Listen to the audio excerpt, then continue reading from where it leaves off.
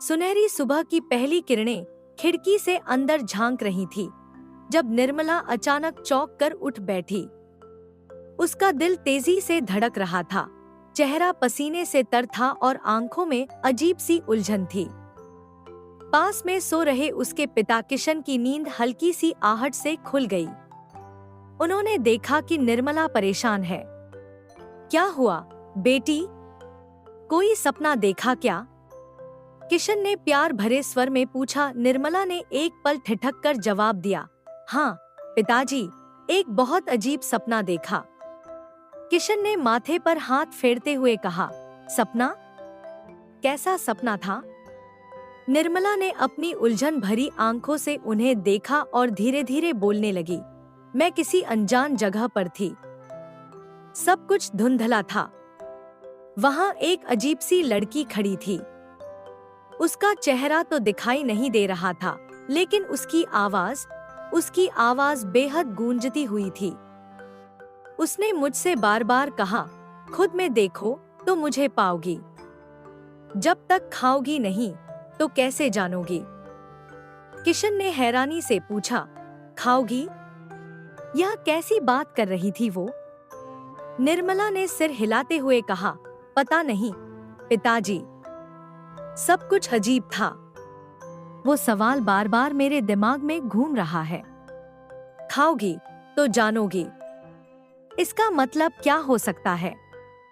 किशन ने मुस्कुराकर उसे सांत्वना दी, सपने कभी कभी अजीब होते हैं बेटी, ज्यादा मत सोच, ये सब तुम्हारे दिमाग का खेल है।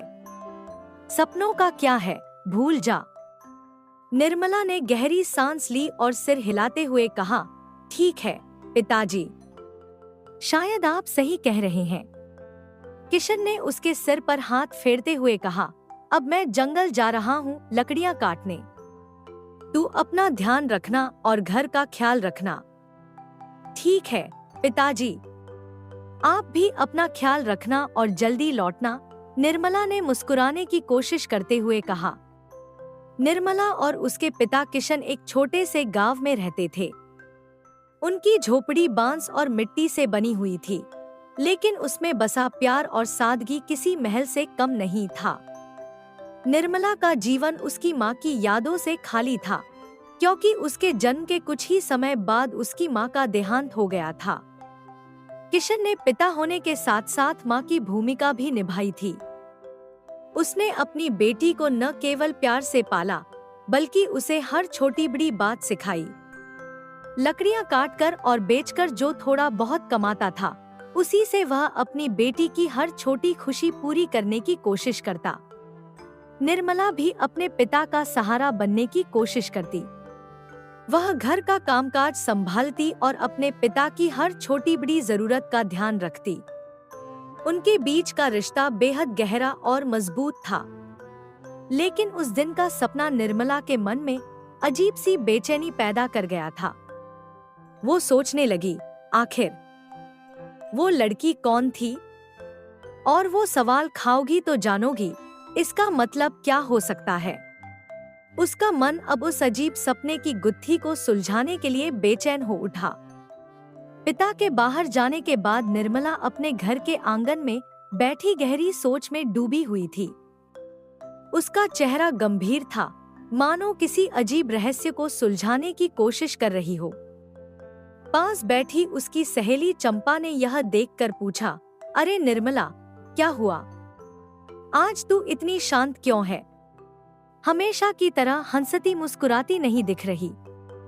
निर्मला ने धीरे से कहा, पता नहीं चंपा, आज मुझे एक बहुत ही अजीब सपना आया। चंपा की उत्सुकता बढ़ गई। उसने तुरंत पूछा, कैसा सपना? जरा मुझे भी तो बता। निर्मला ने गहरी सांस लेते हुए कहा, मैंने देखा कि मेरे सपने में एक अजीब सी लड़की खड़ी है। उसका चेहरा साफ नजर नहीं आ रहा था, लेकिन उसकी आवाज बड़ी गूंजती हुई थी। वह मुझसे एक सवाल कर रही थी, खाओगी तो जानोगी। मुझे समझ ही नहीं आया कि उसका क्या मतलब था। चंपा ने माथे पर शिकन डालते हुए कहा, यह तो सच में अजीब सपना है। लेकिन मुझे तो लगता है कि उस लड़की से तेरा कोई ना कोई संबंध जरूर है। निर्मला ने असमंजस में कहा, पता नहीं चंपा, भगवान ही जाने। दूसरी ओर इसी राज्य के महाराज देवेंद्र की एकलौती पुत्री राजकुमारी माया अपने महल के बगीचे में खड़ी थी। उसके चेहरे पर उत्सुकता और जोश साफ झलक रहा था। वह अपने नए घोड़े की सवारी के लिए तैयार थी। घोड़ा काला और चमकदार था, लेकिन उसकी आंखों में एक अजीब सी विद्रोह की चमक थी। राजकुमारी ने अपने सेवक से कहा, यह घोड़ा हमें थोड़ा आलसी सा मालूम होता है। सेवक ने हाथ जोड़ते हुए विनम्रता से कहा, राजकुमारी जी, यह इस राज्य का सबसे अड़ियल घोड़ा है। मैं तो आपको यही सलाह दूंगा कि आप इसकी सवारी नहीं करें तो बेहतर है। यह घोड़ा किसी के काबू में नहीं आता, क्योंकि यह बहुत ही पुराना और जिद्दी घोड़ा है। राजकुमारी ने मुस्कुराते हुए कहा, अच्छा, लेकिन हमें तो इस घोड़े में ऐसी कोई खास बात नजर नहीं आती। ऐसा क्या है कि यह किसी के काबू में नहीं आता? सेवक ने जवाब दिया, राजकुमारी जी, कहा जाता है कि कुछ वर्षों पहले एक राजकुमारी का यह बहुत ही प्रिय घोड़ा था। उसकी मृत्यु के बाद से इस घोड़े ने किसी को अपनी पीठ पर सवार नहीं होने दिया। अब तक कोई भी राजा या योद्धा इसकी सवारी नहीं कर पाया है। राजकुमारी ने हंसते हुए कहा, हम भी कोई कम जिद्दी नहीं है। जिस चीज को हम हासिल करना चाहें, उसे हासिल करके रहते हैं। और यह तो बस एक मामूली सा घोड़ा है। देखते हैं यह हमें कैसे रोकता है। सेवक ने सिर झुकाकर कहा, जैसी आपकी इच्छा राजकुमारी जी। राजकुमारी आत्मविश्वास से भरी हुई घोड़े के पास गई। उसने धीरे से घोड़े की लगाम पकड़ी और उसके ऊपर बैठने की कोशिश की, लेकिन घोड़ा ढीठ था। उसने अचानक राजकुमारी को एक जोरदार लात मारी। राजकुमारी गिरते गिरते बच गई। गुस्से से आग बबूला होकर उसने कहा, इस घोड़े की इतनी हिम्मत कि इसने हमें लात मारी। हम इसे छोड़ेंगे नहीं। यह कहते हुए राजकुमारी ने घोड़े की तरफ बढ़ने की कोशिश की, लेकिन घोड़ा तुरंत वहां से भाग खड़ा हुआ। राजकुमारी भी कम जिद्दी नहीं थी। वह घोड़े के पीछे पीछे भागने लगी। जंगल के बीचों बीच जाकर घोड़ा अचानक रुक गया। राजकुमारी ने चालाकी से पास खड़े एक पेड़ का सहारा लिया और तने पर चढ़कर घोड़े की पीठ पर छलांग लगा दी। घोड़े की पीठ पर बैठते ही उसने गर्व से कहा, अब बताओ, ताकतवर कौन है, तुम या मैं? तभी घोड़ा झटके से अपनी पीठ झटकता है। राजकुमारी उसे कसकर पकड़ लेती है, लेकिन घोड़ा मानो अपने क्रोध में था। वह तेजी से दौड़ने लगा। उसकी गति इतनी तेज थी कि राजकुमारी अपनी पकड़ बनाए रखने के लिए संघर्ष करने लगी। घोड़ा अब जंगल की ओर दौड़ता जा रहा था। उसकी टापों की गूंज जंगल के सन्नाटे को चीर रही थी। घोड़े का क्रोध थमता नहीं और वह नदी के किनारे पहुंचकर पानी में घुस जाता है। घोड़े के अचानक रुकने से राजकुमारी का संतुलन बिगड़ जाता है और वह घोड़े से गिरने ही वाली होती है कि तभी उसकी नजर एक पेड़ के मोटे तने पर पड़ती है। वह झट से पेड़ की डाली को पकड़ लेती है और उस पर लटक जाती है। नीचे नदी का बहाव तेज था और राजकुमारी सहमी हुई थी। उसने मदद के लिए जोर से पुकारा, कोई है, हमारी मदद करो, हम मुसीबत में हैं। तभी पास से गुजरती निर्मला, जो लकड़ियां इकट्ठा करके घर लौट रही थी, राजकुमारी की आवाज सुनकर रुक गई। उसने ऊपर देखा तो राजकुमारी को पेड़ से लटका हुआ पाया। हे भगवान, वहां तो कोई लटका हुआ है, मुझे उसकी मदद करनी चाहिए। निर्मला ने सोचा और बिना समय गवाए वहां पहुंच गई। निर्मला ने अपनी सूझबूझ और हिम्मत से राजकुमारी को सुरक्षित नीचे उतारा। राजकुमारी ने राहत की सांस लेते हुए कहा, तुम कौन हो और तुमने हमारी जान बचाई, तुम्हारा धन्यवाद। निर्मला मुस्कुराते हुए बोली, मेरा नाम निर्मला है, लेकिन आप कौन हैं और यहाँ कैसे फंसी? राजकुमारी ने गहरी सांस लेते हुए कहा, हम इस राज्य की राजकुमारी माया है। यह सब उस घोड़े की वजह से हुआ। देखो, वह अब भी वहीं खड़ा है। इसे आज सबक सिखाए बिना हम नहीं छोड़ेंगे। निर्मला ने घोड़े की ओर देखा और कोमल स्वर में कहा, लेकिन यह तो मासूम बेजुबान जानवर है। यह भला किसी को नुकसान क्यों पहुंचाएगा? राजकुमारी ने गुस्से से कहा, मासूम? यह मासूम नहीं है। अगर तुम्हें यह इतना प्यारा लगता है तो एक बार इसकी पीठ पर बैठकर दिखाओ। अगर तुमने ऐसा कर दिया तो जो भी तुम चाहोगी हम तुम्हें देंगे।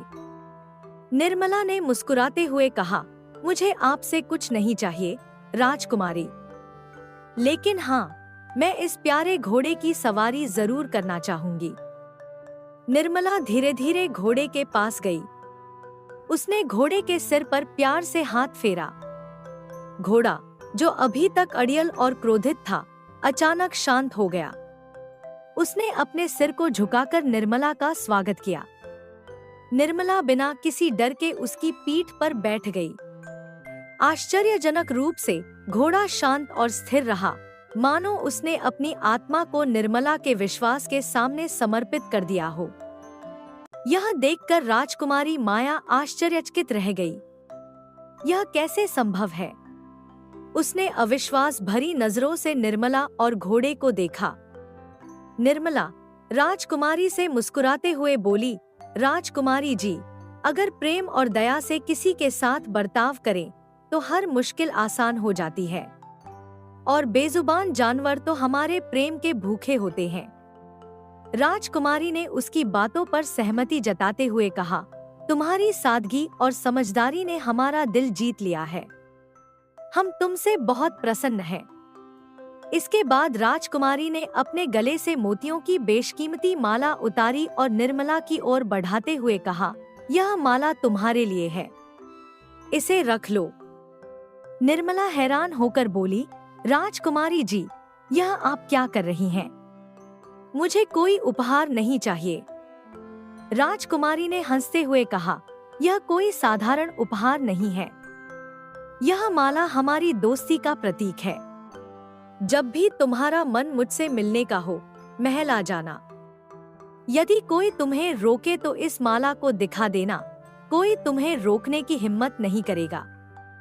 निर्मला ने यह सुनकर भावुक होकर कहा, एक राजकुमारी से दोस्ती करना तो मेरे लिए सौभाग्य की बात है। अब आप मेरी मित्र बन गई हैं, तो क्या मैं आपको अपने घर लेकर जा सकती हूँ? राजकुमारी मुस्कुराई और बोली, अरे क्यों नहीं, चलो हम तुम्हारा घर देखते हैं। निर्मला राजकुमारी को अपने छोटे से घर ले गई। वहां पहुंचकर राजकुमारी ने चारों ओर नजर दौड़ाई। घर बेहद साधारण था, लेकिन उसमें सादगी और आत्मीयता झलक रही थी। राजकुमारी ने पूछा, यह तुम्हारा घर है?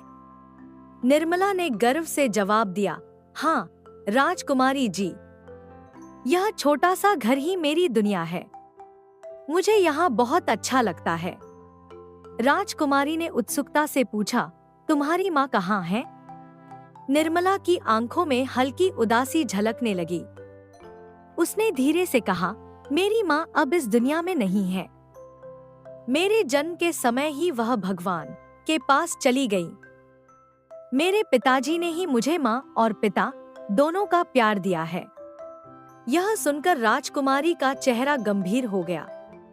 उसने अपनी आंखें झुका ली और धीरे से कहा, मेरी माँ भी मुझे जन्म देते ही चल बसी, और मुझे भी मेरे पिताजी ने ही माँ और पिता दोनों का स्नेह दिया है। दोनों की आंखें मिलती हैं और दोनों के बीच एक अनकही समानता का एहसास होता है। राजकुमारी ने हल्की हंसी के साथ कहा, हम दोनों में कितनी समानता है ना? फर्क बस इतना है कि मैं थोड़ी जिद्दी और गुस्से वाली हूँ।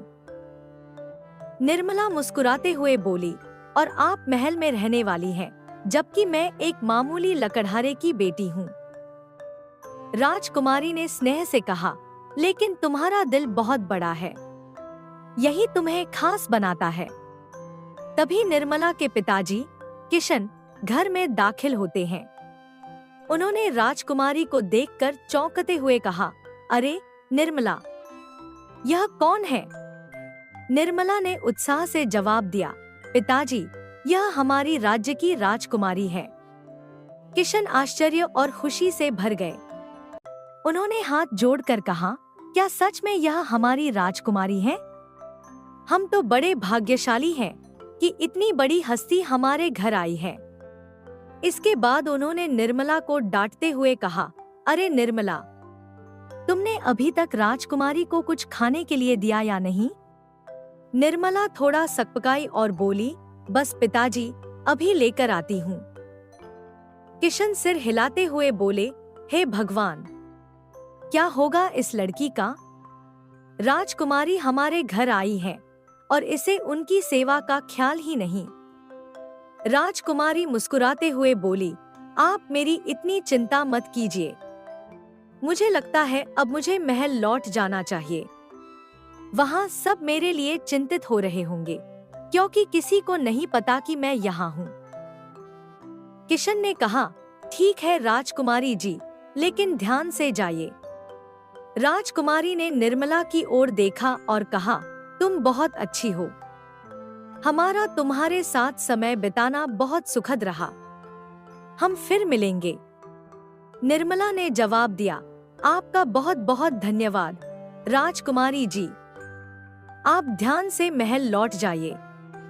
राजकुमारी वहां से चली गई और निर्मला की आंखों में उनके साथ बिताए पलों की यादें झिलमिलाने लगी। दूसरे दिन महल के विशाल दरबार में महाराज देवेंद्र अपने सिंहासन पर बैठे थे। चारों ओर सजीदजी सभा का माहौल गूंज रहा था, लेकिन महाराज के माथे पर चिंता की लकीरें साफ दिख रही थी। अचानक उन्होंने राजकुमारी माया को दरबार में बुलवाया। राजकुमारी माया अपनी स्वाभाविक शालीनता और गरिमा के साथ दरबार में प्रवेश करती है।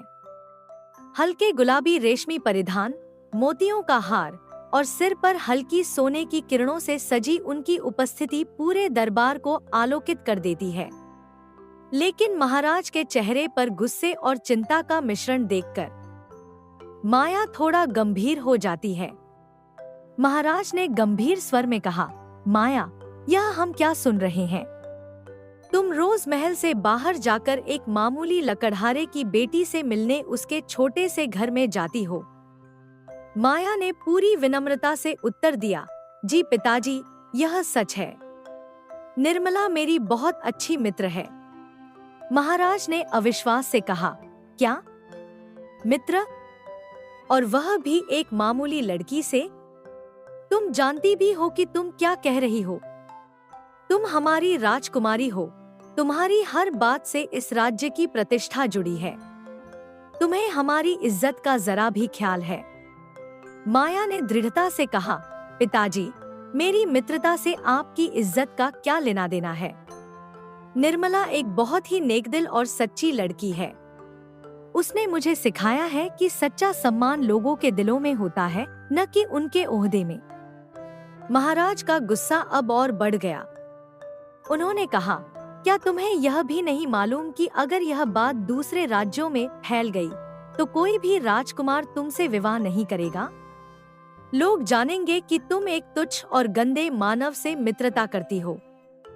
माया के चेहरे पर संयमित लेकिन दृढ़ता भरा भाव आ गया।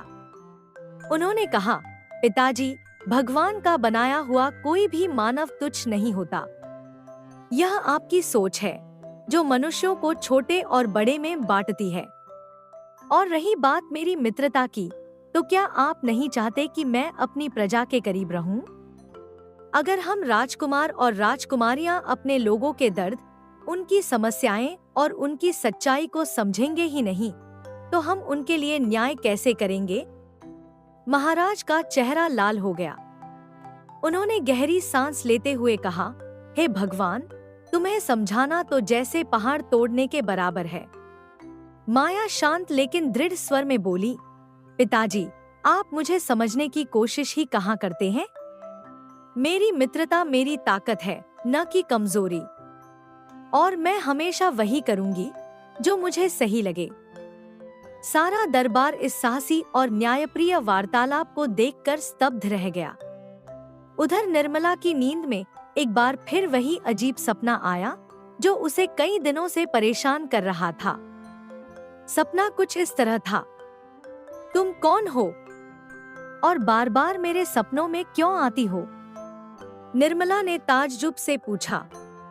उस रहस्यमयी लड़की की आवाज आई, मैं तुम हूँ और तुम मैं हो। खुद को देखोगी तो मुझे ही पाओगी, खाओगी तभी तो जान होगी। इसका मतलब क्या है? निर्मला ने हैरान होकर पूछा। इसका उत्तर तुम खुद ढूंढो। इतना कहकर वह लड़की गायब हो गई और निर्मला की आंखें खुल गईं। वह झपकी में ही रह गई थी और जब उसने अपनी आंखें खोली तो देखा कि उसकी दोस्त कमला उसके पास बैठी थी। कमला, तुम यहाँ कैसे? निर्मला ने चौंकते हुए पूछा। कमला ने तुरंत जवाब दिया, तुझे पता है, तेरे पिताजी जंगल में लकड़ियां काटने गए थे। वहां एक पेड़ गिरकर उनके पैरों पर गिर गया, जिससे वह चल नहीं पा रहे हैं। क्या? निर्मला घबराई हुई आवाज में बोली और बिना देर किए कमला के साथ जंगल की ओर दौड़ पड़ी। जंगल में पहुंचने पर उन्होंने देखा कि कुछ लोग पिताजी किशन को उठाकर लाने की कोशिश कर रहे थे और उनके शरीर की मरहम पट्टी की जा रही थी। पिताजी को इस हालत में देख निर्मला की आंखों में चिंता की लहर दौड़ गई। पिताजी, आप ठीक तो हैं? उसने पूछा। उसकी आवाज में चिंता और प्यार दोनों थे। पिताजी मुस्कुराते हुए बोले, बिल्कुल बेटा, घबराने की कोई बात नहीं है, सब ठीक हो जाएगा, तू परेशान मत हो।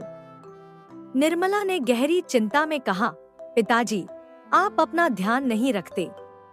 पिताजी ने कहा, नहीं बेटा, यह तो बस एक दुर्घटना है, लेकिन अब मुझे यही चिंता है कि इस हालत में मैं जंगल से लकड़ी कैसे लाऊंगा और हमारा गुजारा कैसे चलेगा। निर्मला ने सोचा और फिर दृढ़ निश्चय के साथ बोला, अगर ऐसी बात है तो आपकी जगह मैं जाऊंगी लकड़ियां काटने। नहीं नहीं बेटी, तुझे नहीं पता लकड़ी काटने में कितनी मेहनत लगती है। पिताजी, मैं आपकी बेटी हूँ, मुझे मालूम है कि लकड़ी कैसे काटी जाती है। मुझे यकीन है कि मैं यह काम कर सकती हूँ। निर्मला ने अपने पिताजी को आश्वस्त किया। उसकी आंखों में न केवल चिंता थी, बल्कि आत्मविश्वास भी था। यह दृढ़ निश्चय और आत्मसमर्पण की भावना थी, जो निर्मला को अपनी जिम्मेदारी को निभाने की ओर प्रेरित कर रही थी। उधर राजकुमारी माया और उनके सैनिक एक घने जंगल में घूम रहे थे, जब उनकी नजर एक अद्भुत पेड़ पर पड़ी। पेड़ की शाखाओं पर लाल और रसीले फल लटक रहे थे, जो देखने में इतने आकर्षक लग रहे थे कि उनकी भूख और बढ़ गई। राजकुमारी ने कहा, सैनिक, इस पेड़ के फल बहुत ही रसीले मालूम होते हैं, जल्दी से इन्हें तोड़ लाओ, मुझे भूख लग रही है। सैनिक ने बिना देर किए पेड़ के पास जाकर फल तोड़ने की कोशिश की। वह पत्थर मारने लगा, लेकिन फल जैसे जिद करने लगे, टूटे ही नहीं। फिर सैनिक ने पेड़ पर चढ़ने की कोशिश की, लेकिन जैसे ही उसने चढ़ने का प्रयास किया, वह बार बार फिसल कर गिर पड़ा। राजकुमारी गुस्से में आकर बोली, क्या बेवकूफी कर रहे हो? जल्दी से फल तोड़ कर लाओ। सैनिक झिझकते हुए बोला, माफ कीजिए राजकुमारी जी, परंतु जब भी मैं इस पेड़ पर चढ़ने की कोशिश करता हूँ, ऐसा लगता है जैसे कोई मुझे नीचे खींच लेता है और मैं गिर पड़ता हूँ। राजकुमारी ने झुंझलाते हुए कहा, क्या बकवास कर रहे हो? तुम्हारी वजह से हमारा समय बर्बाद हो रहा है। अगर तुम इस बार फल नहीं तोड़ सको तो हम पिताजी से कहकर तुम्हें सजा दिलवाएंगे।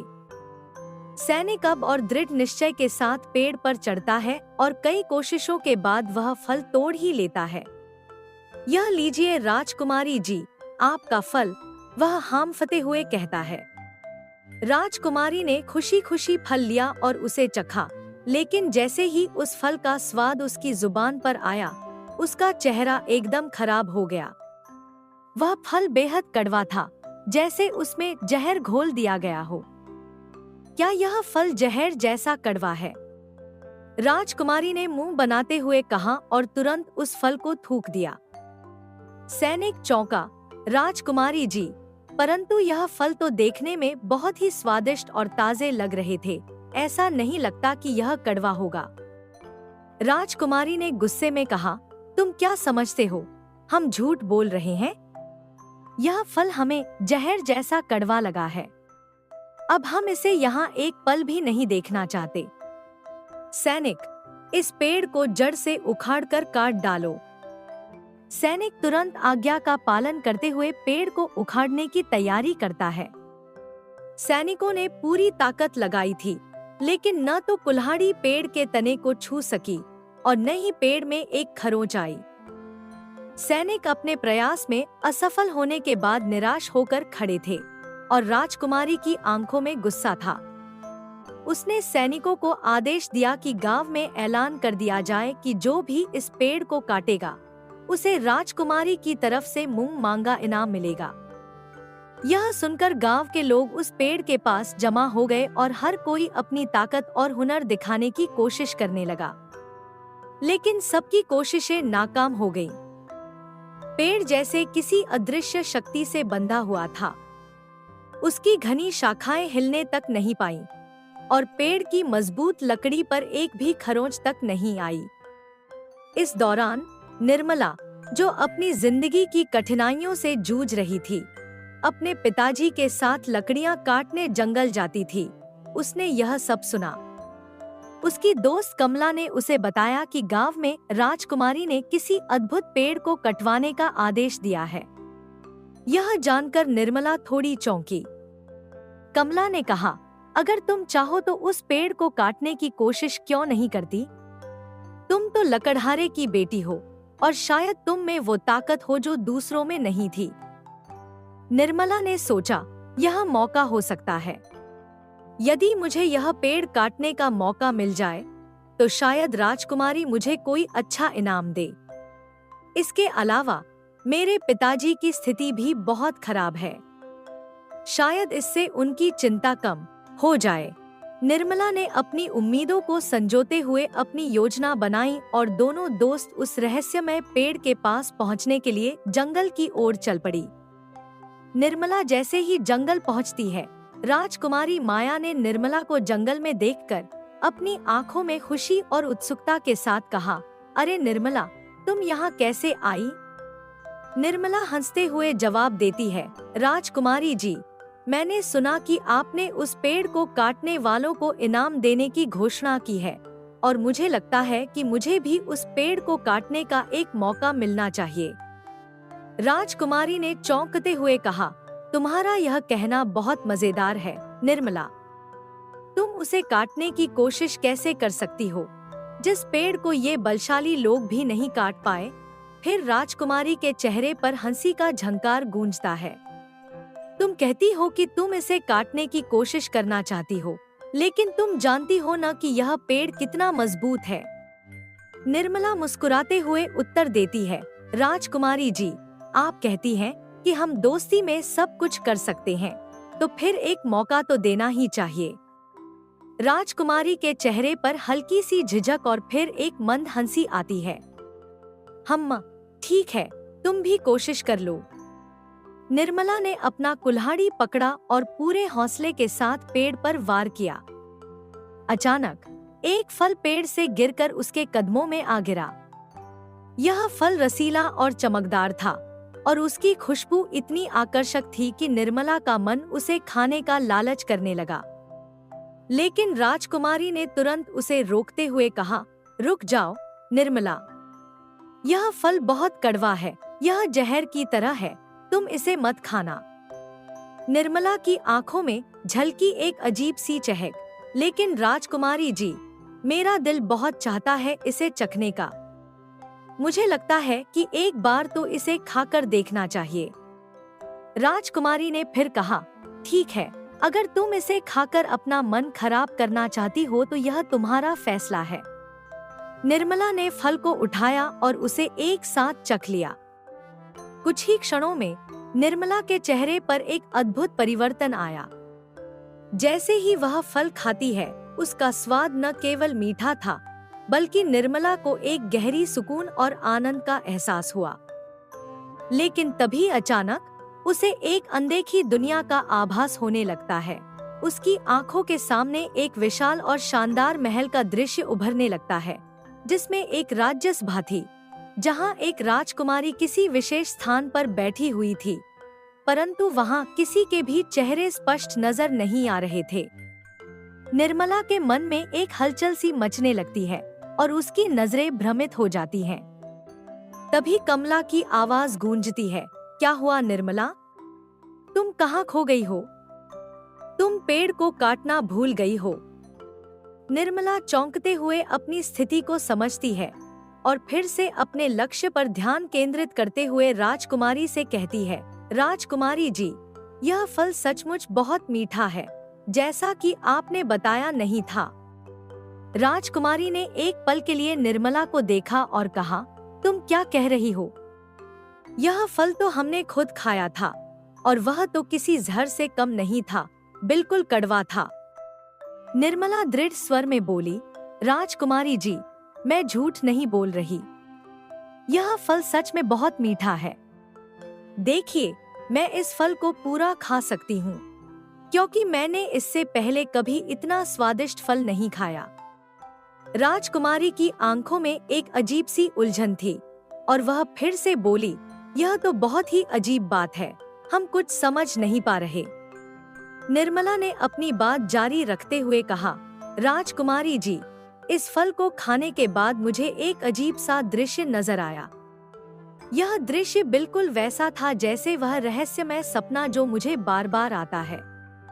मुझे लगता है कि इस पेड़ और मेरे सपनों के बीच कोई गहरा रहस्य जुड़ा हुआ है। राजकुमारी ने एक गंभीर मुद्रा में कहा, क्या सच में? अब तुम क्या चाहती हो हमसे? निर्मला ने नजदीक आते हुए कहा, आप बस कुछ दिन तक इस पेड़ को मत कटवाइए। मुझे इस रहस्यमय सपने का राज ढूंढने की जरूरत है। मुझे यह जानना है कि वह लड़की कौन है जो मेरे सपनों में आती है और मुझसे पहेली पूछती है। राजकुमारी कुछ देर चुप रही और फिर बोली, ठीक है, हम तुम्हारी मदद नहीं कर सकते, लेकिन कल हमारे महल में एक बहुत बड़े ज्ञानी राजगुरु आ रहे हैं। वह किसी का चेहरा देखकर उसकी पूरी जिंदगी के राज बता सकते हैं। शायद वह तुम्हारी मदद कर सके। निर्मला की आंखों में उम्मीद की झलक दिखाई दी। उसने कहा, अगर ऐसा सच में हो सका तो मेरी सारी मुश्किलें हल हो जाएंगी। राजकुमारी ने उसे आश्वासन दिया, ठीक है, तुम कल सुबह महल आ जाना। अगली सुबह निर्मला राजकुमारी के कहने पर महल की ओर चल पड़ी। रास्ते में उसे महल के दरवाजे पर एक सैनिक ने रोक लिया। सैनिक ने सख्त आवाज में पूछा, रुको, रुको, तुम अंदर कहाँ जा रही हो? कौन हो तुम? निर्मला ने जवाब दिया, मैं राजकुमारी की दोस्त हूँ। मुझे राजकुमारी जी ने बुलाया है। सैनिक ने चौंकते हुए कहा, राजकुमारी और तुम? हमें लगता है कि तुम पागल हो गई हो। निकलो यहाँ से। निर्मला ने अपनी बात साबित करने की कोशिश की, मैं झूठ नहीं बोल रही हूँ। देखिए, यह माला राजकुमारी जी ने मुझे दी है। उन्होंने कहा था कि अगर कोई मुझे अंदर जाने से रोके तो मुझे यह माला दिखानी है। सैनिक ने माला को देखा और उसकी शक की नजरें और बढ़ गईं। यह तो राजकुमारी की माला है, लेकिन हम कैसे मान ले कि तुम्हें यह माला राजकुमारी ने दी है? हो सकता है कि तुम इसे चोरी कर लाई हो। निर्मला ने गहरी सांस ली और फिर कहा, कृपया मुझे यकीन करें, मैं सच बोल रही हूँ। लेकिन सैनिक की संदेहपूर्ण नजरें और भी सख्त हो गईं। वह चिल्लाया, निकलो, निकलो यहाँ से, वरना हम तुम्हें महाराज के पास ले जाएंगे और चोरी के इल्जाम में तुम्हें दंड दिया जाएगा। निर्मला हताश हो गई। तभी राजमहल के आंगन में उस समय एक अजीब सी हलचल थी। राजकुमारी और महाराज का रथ महल की ओर धीरे धीरे बढ़ रहा था। महल के दरवाजे पर खड़ी निर्मला को देख राजकुमारी के चेहरे पर खुशी की लहर दौड़ गई और राजकुमारी ने रथ से उतरते हुए निर्मला को देखा और खुशी से कहा, अरे निर्मला, तुम आ गई। भगवान का धन्यवाद है कि तुम यहाँ आ गई हो। वह राजकुमारी के प्रिय शब्दों से मंत्रमुग्ध हुई, परंतु पास खड़ा सैनिक अब भी शक की निगाहों से देख रहा था। राजकुमारी ने सैनिक से कहा, यह हमारी दोस्त है और अब से इसे कभी भी महल के भीतर आने से कोई नहीं रोक पाएगा, समझे? सैनिक थोड़ी देर खामोश रहा और फिर धीरे से सर झुकाया। महाराज, जो रथ के साथ महल के अंदर जा रहे थे, राजकुमारी के साथ साथ थे। जैसे ही महाराज ने निर्मला को देखा, वह चौंक गए। उन्हें अचानक से कुछ अजीब सा अनुभव हुआ, जैसे कोई पुरानी यादें ताजे हो उठी हों। निर्मला का चेहरा उन्हें बहुत जाना पहचाना सा लगा। निर्मला के सामने महाराज ने अपनी हैरानी छिपाते हुए कहा, राज्य में सब कुशल मंगल तो है न, मंत्री जी? मंत्री जो खड़े थे तुरंत जवाब देते हुए बोले, जी महाराज, हमने जो प्रजा को 100 मुद्राएं दी थीं, वह सब बांट दी गई हैं, सब कुछ ठीक है। महाराज ने संतुष्ट होकर कहा, बहुत अच्छा मंत्री जी, हम जानते हैं कि आप हमारी प्रजा का ध्यान रखते हैं। निर्मला ने जैसे ही राजा को देखा, उसकी धुंधली तस्वीर साफ हो गई। उसने देखा कि किस तरीके से एक मंत्री ने उसके हंसते खेलते परिवार को बर्बाद किया। मंत्री ने कहा, जहां आपकी जैसी दयालु महारानी हो, वहां सब कुछ कुशल मंगल होता है। असल में आपके बिना यह सब संभव नहीं होता। मंत्री ने यह कहते हुए महारानी की तारीफ की, लेकिन उसके मन में एक गहरी ईर्ष्या की भावना छिपी हुई थी। उसे यह सब सहन नहीं हो पा रहा था। मंत्री का मन बहुत दिनों से इस राज्य के सिंहासन पर बैठने का था, और जब उसने देखा कि महाराज की हत्या के बाद वह राजा बनने की उम्मीद से दूर हो गया है, तो उसने ठान लिया कि अब उसे अपनी योजना को साकार करना होगा।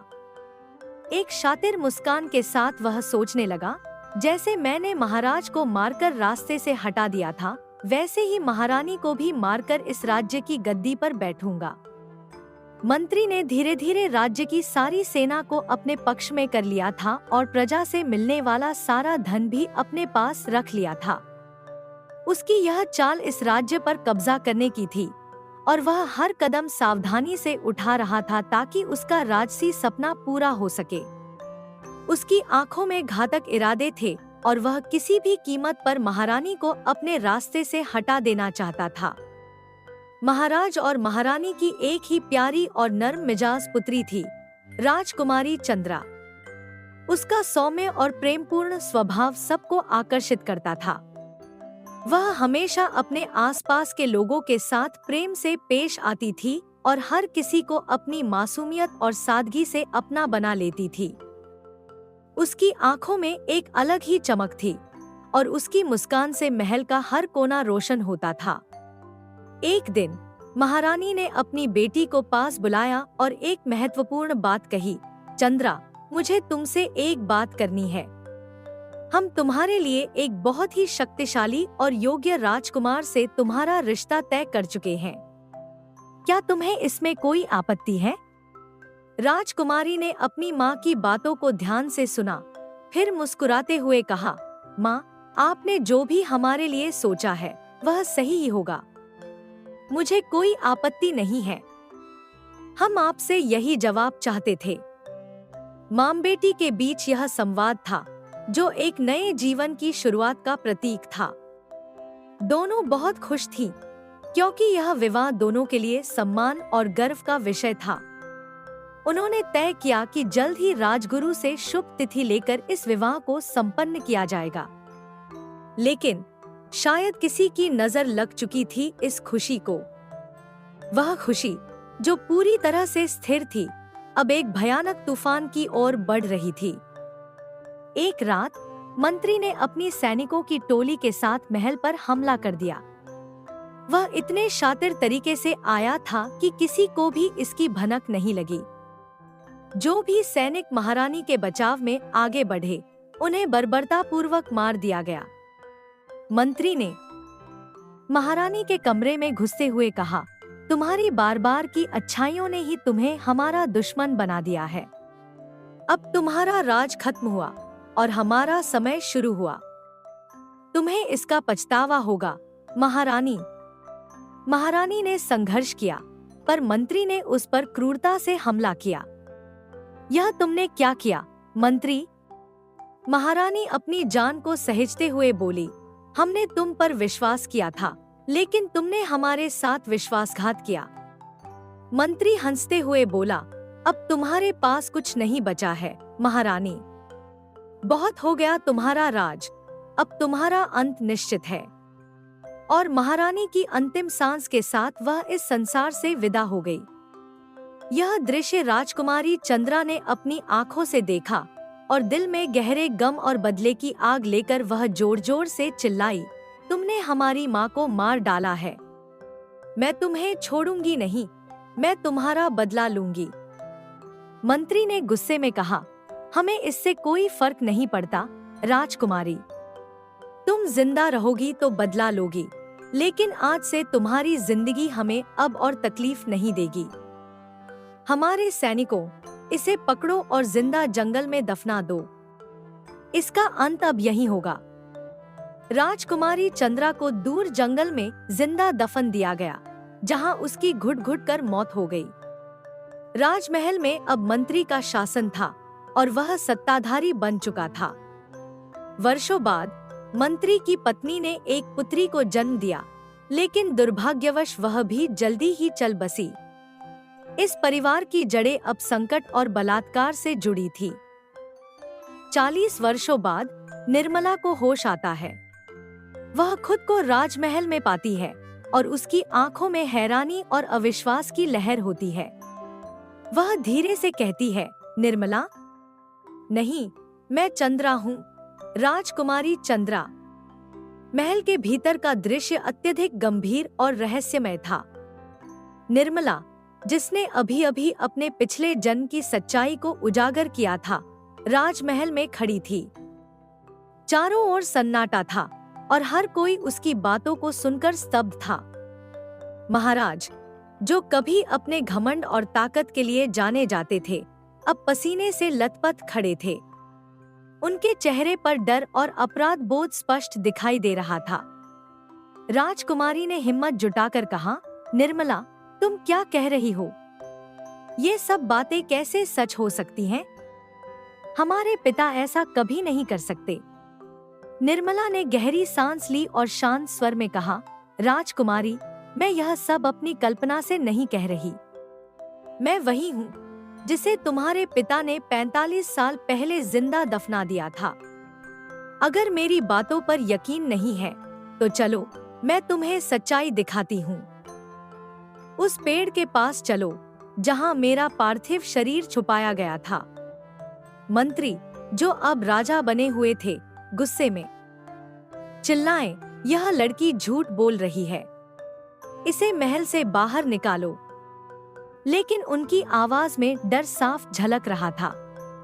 राजकुमारी ने अपने पिता की ओर देखा और कहा, पिताजी, क्या यह सच है? क्या आपने ऐसा कुछ किया है? आप हमें बताइए। महाराज कुछ बोल नहीं सके। उनके चेहरे की खामोशी उनके अपराध की गवाही दे रही थी। निर्मला राजकुमारी को उस पेड़ के पास ले गई, जहां उसने बताया था कि उसका पार्थिव शरीर दफन है।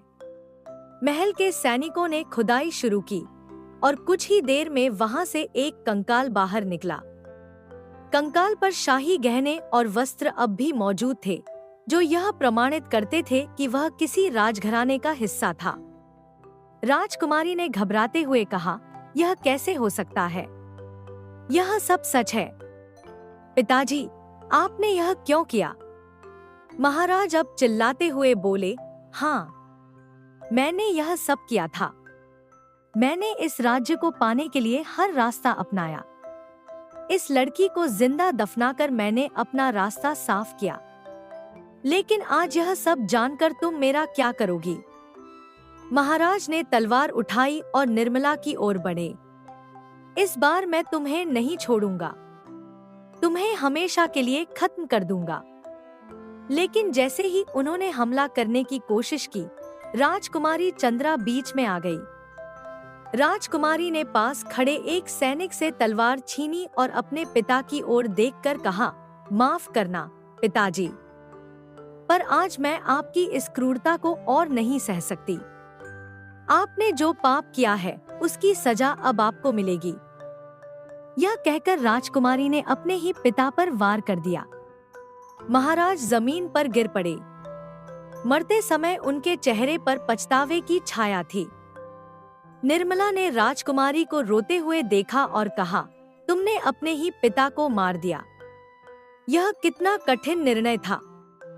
राजकुमारी ने आंखों में आंसू भरकर कहा, निर्मला, यह मेरे लिए आसान नहीं था, लेकिन मैंने यह इसलिए किया क्योंकि तुम मेरी दोस्त हो। मैं नहीं चाहती कि तुम्हारे साथ फिर वही अन्याय हो जो पिछले जन्म में हुआ था। एक बार तुमने मेरी जान बचाई थी, आज मैंने तुम्हारी जान बचाई है। राजकुमारी ने निर्मला का हाथ पकड़ा और कहा, इस राज्य पर राज करने का अधिकार तुम्हारा है निर्मला। यह महल तुम्हारा है, यह प्रजा तुम्हारी है। मैं चाहती हूँ कि जो कहानी पिछले जन्म में अधूरी रह गई थी, उसे तुम इस जन्म में पूरा करो। निर्मला की आंखों में आंसू थे। उसने राजकुमारी को गले लगाते हुए कहा, तुम्हारा यह बलिदान और यह दोस्ती मेरी जिंदगी की सबसे बड़ी ताकत है। मैं वादा करती हूँ कि इस राज्य को एक नई दिशा दूंगी। दोनों ने मिलकर राज्य की बागडोर संभाली। राजकुमारी चंद्रा और निर्मला ने साथ मिलकर राज्य में न्याय और शांति स्थापित की। उनका यह सहयोग और प्रेम एक मिसाल बन गया।